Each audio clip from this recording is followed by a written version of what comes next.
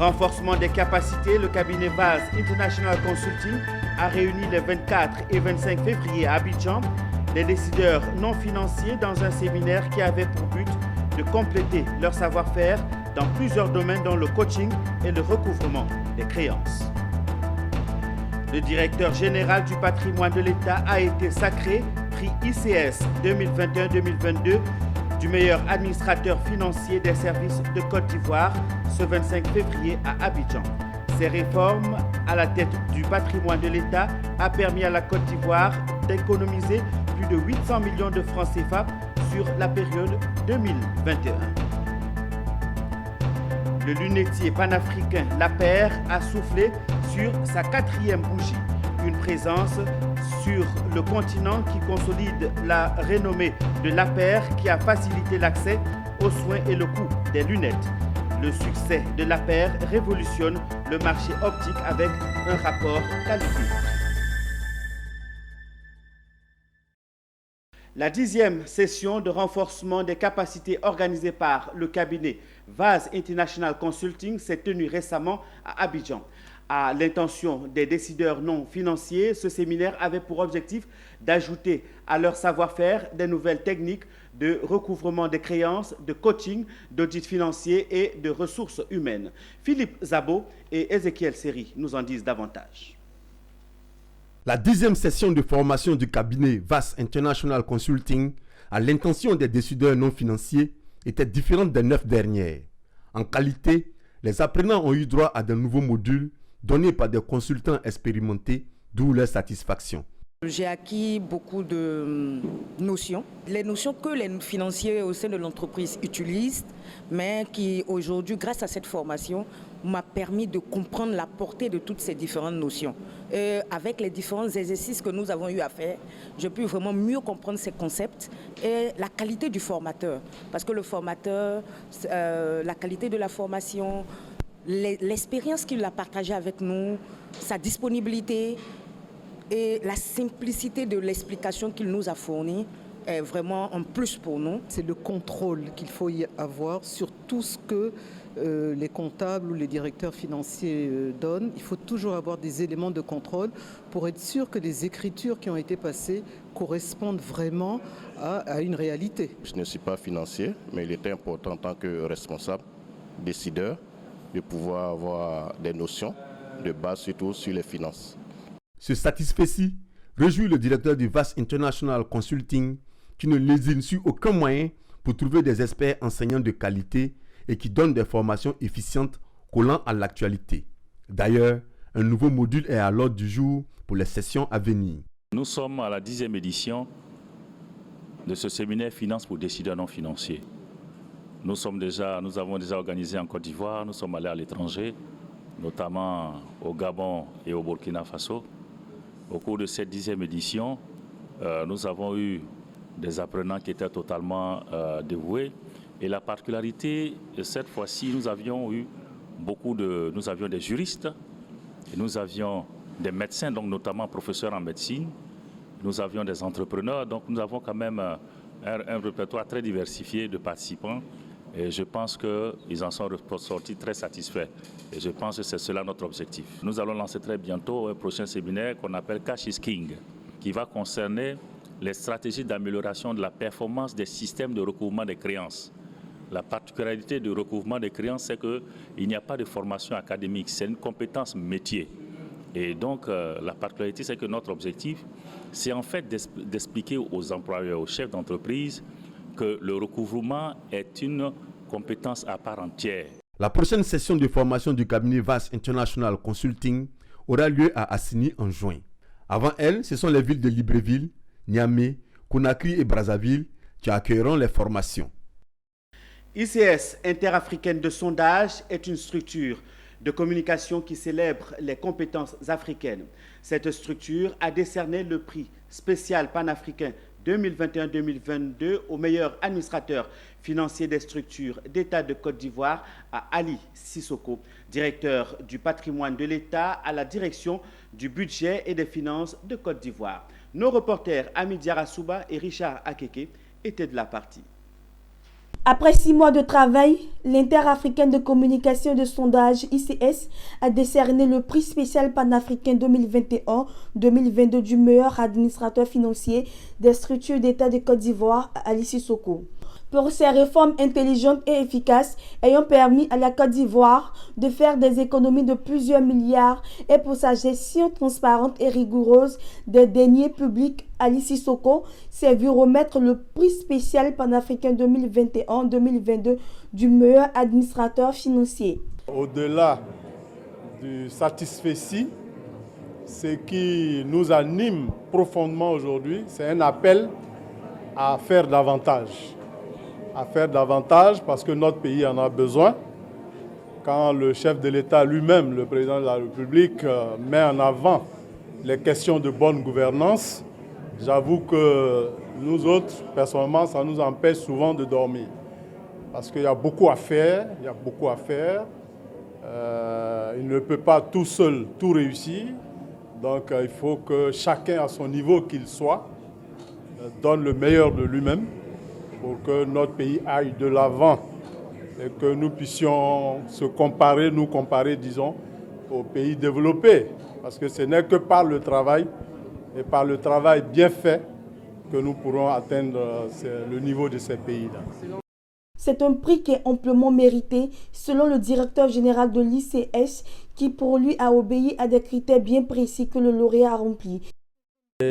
Tout à l'heure, dans mon allocution, c'est surtout les réformes majeures qui ont été mises en œuvre au sein de la direction du patrimoine de l'État, qui ont permis donc à cette structure-là d'engranger plus de 800 millions de nos francs chaque année, ce qui fait depuis 2017, depuis qu'il est là, au moins la bagatelle de 5 milliards que l'État engrange grâce aux réformes vigoureuses qu'il a prises, tendant à lutter contre le gaspillage de l'utilisation de l'eau, du téléphone et de l'électricité par les services de l'État et surtout l'utilisation abusive des véhicules administratifs. Aujourd'hui, grâce à cette structure, tous les véhicules administratifs ont une vignette et sont tracés, ce qui permet donc de savoir en temps réel où se trouvent ces véhicules-là. Voici les réformes majeures qui nous ont amenés à distinguer M. Ali Sissoko, directeur du patrimoine de l'État, comme meilleur administrateur financier des structures d'État de Côte d'Ivoire. Cérémonie de remise de distinction s'est tenue le vendredi 25 février au plateau à Abidjan. L'objectif de cette cérémonie est de célébrer le mérite africain qui constitue des exemples pour les jeunes générations. L'amélioration de la qualité des services de la Chambre de commerce et d'industrie de Côte d'Ivoire aux fins de satisfaire ses partenaires demeure une priorité pour le gouvernement. Elle a reçu ce 25 février son certificat de qualité. La cérémonie de remise officielle du certificat ISO 9001 version 2015 de l'activité de pesage et certification des poids a eu lieu à la Chambre de commerce et d'industrie de Côte d'Ivoire. Konena Nourgo et Marius Seri nous font le point. La Chambre de commerce et d'industrie de Côte d'Ivoire supervise une centaine de ponts bascules sur le territoire national pour produire annuellement 15 000 certifications de poids à partir d'environ 40 000 tickets de pesage concernant le coton, le café cacao et le cajou. Les enjeux liés à cette mission ont amené la mandature actuelle de la Chambre à instruire le comité de direction d'engager le département pesage et certification des poids dans le système de management par la qualité. Ce processus a abouti à la certification ISO 9001 version 2015 du département de pesage et certification des poids. Ce choix de la hiérarchie dans sa vision stratégique a pour finalité la satisfaction totale des clients de la Chambre de commerce et d'industrie qui sont les exportateurs, les structures de régulation des produits d'exportation et les ministères techniques concernés. En cela, les exigences de la norme ISO 9001 permettent aux entreprises d'être plus performantes, d'avoir une approche des risques et des opportunités internes et externes plus systématique. En outre, dans un système de management de la qualité, on identifie les dysfonctionnements et on en recherche l'amélioration continue selon une méthodologie et des outils normés dont le département d'usage et certification des poids dispose désormais. Les exigences de la norme ISO 9001 permettent aux entreprises d'être plus performantes, d'avoir une approche des risques et des opportunités internes et externes. C'est la continuité de la qualité des activités de services de paysage et certification des poids de la Chambre de commerce et d'industrie de Côte d'Ivoire qui sont ainsi mises à l'épreuve de la certification. En 4 années d'existence en Afrique, la lunetterie Lapeyre souffle sur une nouvelle bougie. Sans tambour ni trompette, Lapeyre a plutôt marqué cette commémoration en renforçant ses liens avec les Abidjanais. Elle a ouvert une agence dans la commune de Cocody-Danga. Au menu, Lapeyre a proposé des consultations et des tests de vue gratuits. Le reportage de Patrick Hou et Nicolas Angwa est commenté par Zénab Desso.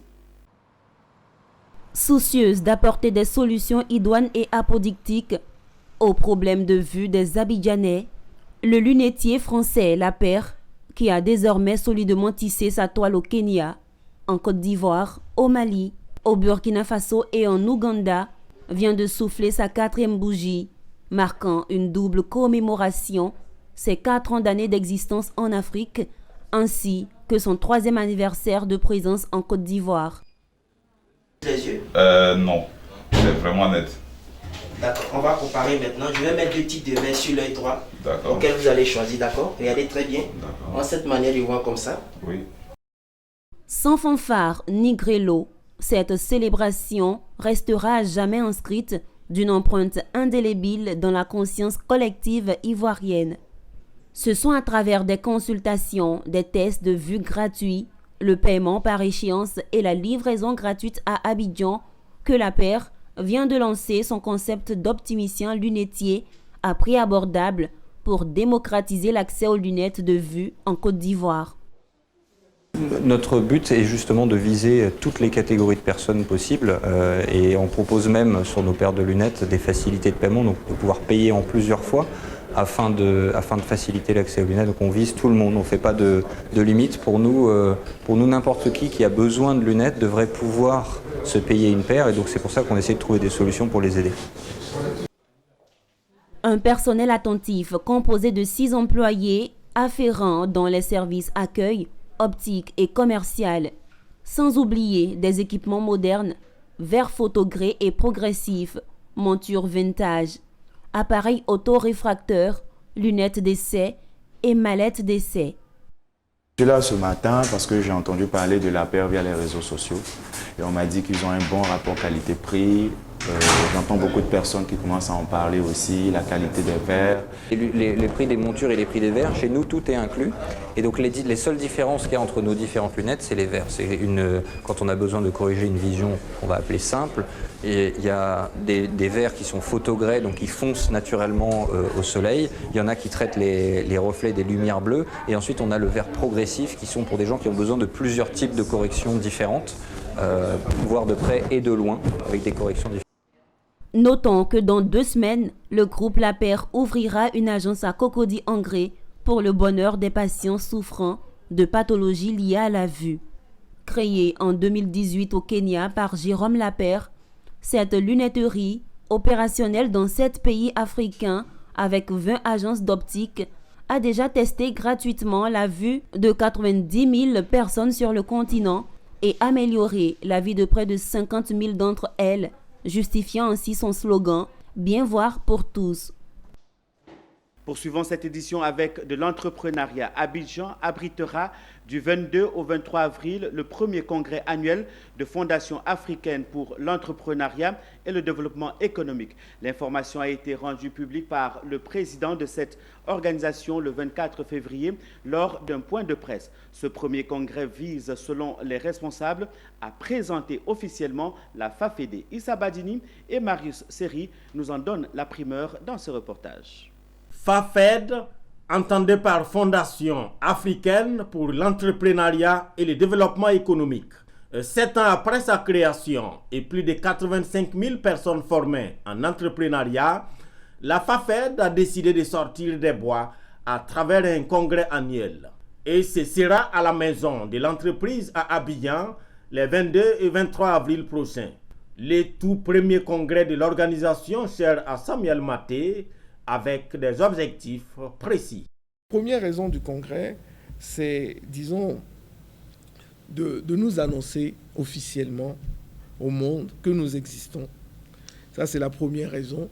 Et pendant ces 2 jours, on aura des délégués qui viendront de plusieurs pays africains, essentiellement des pays où la FAFED a une présence. Et la deuxième raison pour nous, c'est de faire montre de la gouvernance. La gouvernance, c'est quelque chose qui est important pour nous. Et la FAFED est constituée et est de droit ivoirien établi, mais à vocation internationale. 500 congressistes sont attendus à ce rendez-vous d'Abidjan qui sera également suivi par visioconférence. Créée il y a 7 ans en Côte d'Ivoire, la FAFED est présente dans 15 pays d'Afrique dont le Burkina Faso, le Tchad, le Bénin ou encore la RDC. Parlons de beauté à présent. Se former est l'une des priorités de l'expert Grâce Bleue, experte en onglerie. Elle a initié la 2e édition des rendez-vous de l'onglerie récemment dans la commune de Cocody à Abidjan. Cette rencontre d'échange avait pour but d'amener les femmes à se perfectionner dans le domaine de l'onglerie et vivre de leur passion. Voyons tout cela dans ce reportage que nous proposent Amidia Rassouba et Marius Serré. Le secteur de l'onglerie est un domaine vaste qui aboutit à beaucoup de débouchés. C'est dans cette optique que Imagine Nails a initié cette rencontre de formation qui s'est tenue à Cocody le mardi 22 février. Cette formation va permettre aux apprenantes de découvrir de nouvelles techniques dans le monde de l'onglerie et sera axée sur 2 axes, à savoir le perfectionnement plus et le module pour les débutantes. On aura 2 modules, c'est-à-dire un module en plus par rapport à l'année dernière, qui va détailler une pose complète résine. Il faut savoir que ma spécialité, c'est l'acrylique, c'est la résine. Je suis constamment en contact avec elle. Bon, on va dire Dieu merci. Les réseaux font qu'aujourd'hui, on est loin, mais on n'est pas très loin. D'accord ? Donc, effectivement, oui, il y a un suivi. Elles posent des questions, elles reviennent sur des choses qu'elles n'ont pas pu peut-être comprendre, assimiler lors des formations. Et j'essaie de rester le plus proche possible d'elle via les réseaux. Elle a ensuite présenté sa gamme de beauté qui accompagne les femmes et a profité pour faire un clin d'œil à la Côte d'Ivoire, son pays. On les invite à s'inscrire et pour les prochaines éditions, vraiment essayer de nous suivre sur les réseaux. @ImagineNails Paris sur Instagram, Facebook ImagineNails, pour pouvoir être au courant de toute l'actualité et pouvoir s'inscrire pour la prochaine session. Beaucoup. Cette formation m'a beaucoup apporté déjà en termes d'assurance, parce que avant que je ne participe à la première édition, c'est vrai que je pratiquais, mais il me manquait de l'assurance, parce que c'est un métier qui évolue et à chaque fois il faut être au parfum des nouvelles, on va dire, techniques et tout ça. Donc la première édition m'a permis vraiment de m'améliorer dans mon travail et d'avoir de plus beaux résultats. Échanges, ventes privées et conseils ont meublé cette première journée. Poursuivons cette édition en parlant de paix et de dialogue. Au sein des communautés villageoises, la gestion des conflits incombe en premier aux chefs de village. Pour mieux les outiller à cette délicate responsabilité, le WANET Côte d'Ivoire a convié les chefs traditionnels de la région de Gouéké à un atelier de renforcement de capacité au centre Jeunes Viateurs de Boaké. Une rencontre pour leur inculquer les bonnes méthodes de gestion et de prévention des conflits. Suivons. C'est une quarantaine de chefs de village de la région de Gouéké présents à cet atelier de renforcement des capacités initié par le WANEP Côte d'Ivoire. L'organisation ouest-africaine de recherche et de préservation de la paix, appuyée financièrement par la fondation Osiwa, tient à travers cette rencontre à mieux instruire les têtes couronnées de la région sur les bonnes pratiques de gestion et de prévention de conflits. En effet, les communautés villageoises de Boaké sont souvent confrontées aux conflits entre éleveurs et agriculteurs. Devant ce type de situation, le chef traditionnel doit être en mesure de gérer le conflit tout en étant irréprochable. C'est pourquoi ce renforcement de capacité représente une occasion de bénéficier des rudiments nécessaires afin de mieux appréhender les moments de tension.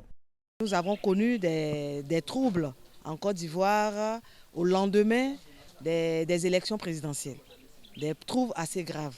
Et donc le WANEP, dans sa mission première qui est de construire la paix, a jugé bon de mener certaines activités pour que la cohésion sociale revienne. Du problème récurrent que nous connaissons dans notre région, c'est-à-dire les éleveurs et les agriculteurs. Donc, elle a fait un tour d'horizon, un tour de table avec les chefs traditionnels que nous sommes. Et elle a vu qu'il fallait faire un renforcement de capacité. Premier garant de nos us et coutumes, les chefs traditionnels et de village font face à d'énormes défis, notamment en cas de conflit au sein de leur communauté.